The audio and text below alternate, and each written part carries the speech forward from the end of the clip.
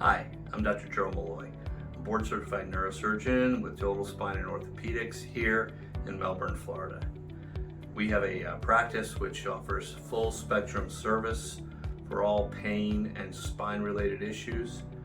There are multiple board-certified physicians here available to handle your problems on an as-needed basis. The question is, what is spinal stenosis? The spine is a series of bones surrounding the spinal cord here in the center and with posterior joints along the back. The normal movements of the spine indicating a flexion and extension where each one of these bones toggle one on top of another, toggling indicating this. The central canal therefore lines up for each one of these bodies. Stenosis represents a tightness that develops first here in and around the spinal canal and puts pressure on the spinal cord so that the spinal cord suddenly is no longer free to maneuver within the same space. And a second form of stenosis can form here where the nerve root exits out of the neuroforamen. The neuroforamen is the exit point where the nerve roots will then extend down to the parts of the body that they serve. This is an example of the lumbar spine, and down at the bottom is the sacrum. And stenosis occurs here in the center, and pressure develops against the spinal cord like this, so that the central canal, the bony canal that lines all the way up, becomes smaller and smaller.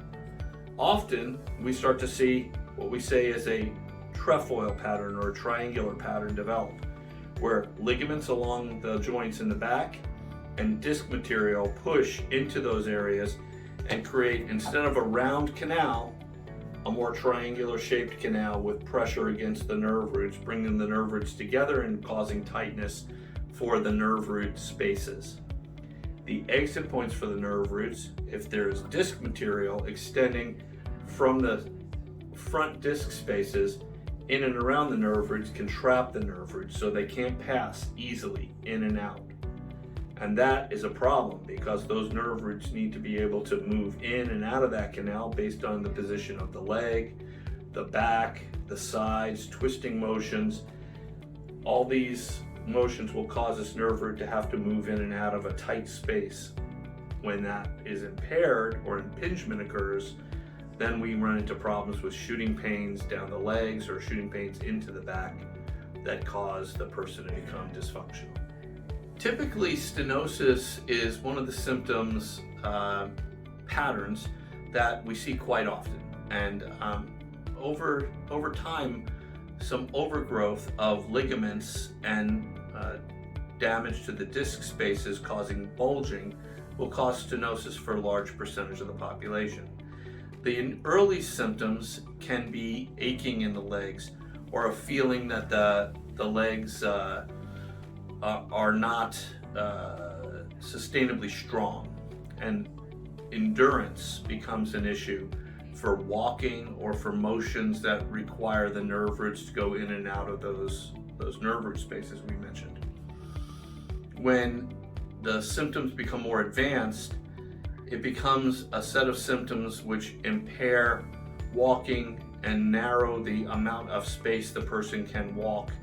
So for instance, we see this at the mall or in areas of parks where people who suffer from stenosis will reach a point where they walk for a little bit and then they have to rest and sit down, and then the symptoms will abate and then they can start to walk again. And so it seems to indicate a stamina issue. If blood supply is a problem, the same types of symptoms can develop in the legs, either from impairment of reaching enough blood supply so that the muscles exhaust the blood supply. We call that claudication. The symptoms of stenosis are similar to that pattern, and we call those pseudo-claudication. And one of the positions that seems to help the most is a position that's either bent forward or with the elbows on the knees and bending the back forward to try and open up some of these spaces around each one of the nerve roots. And when this pattern opens up those spaces and the tightness against the nerve roots is alleviated for a short period of time, they begin to function again, and then the person can go back to walking for a little while longer until they're impaired by being rubbed on again. Some stenosis will respond to steroid or anti-inflammatory injections. We can try oral anti-inflammatories, but these are distributed through the whole body, and so the amount of material anti-inflammatory that gets down to the area of tightness around the canal and the nerve roots themselves sometimes is insufficient. And so we do injections, and we do a variety of types of injections to get anti-inflammatory agents, primarily steroids, but we have non-steroidal treatments as well that will get in and around the spinal roots and the spinal canal and alleviate some of the inflammation that develops from friction or pressure against the nerve roots. These lumbar epidural steroids are a mainstay of treatment for a lot of people and may cause the symptoms to become better for periods of time, and they can be given several times a year. But eventually, the overgrowth of the ligament and the disc bulging will become more acute or more prominent, and then the lumbar epidural steroids will no longer get good relief in those areas. At that point, surgery is a consideration, and there's a variety of surgical procedures. Some of them are very minimally invasive, either no incision types of surgeries that are done through needles, or minimal invasive incisions, which are less than an inch, Band-Aid type surgeries, to alleviate some of the areas of tightness around the canal. Some of these procedures that we use can be done outpatient. Some of them can be done in the office. Some of them can be done in surgery centers or in hospitals.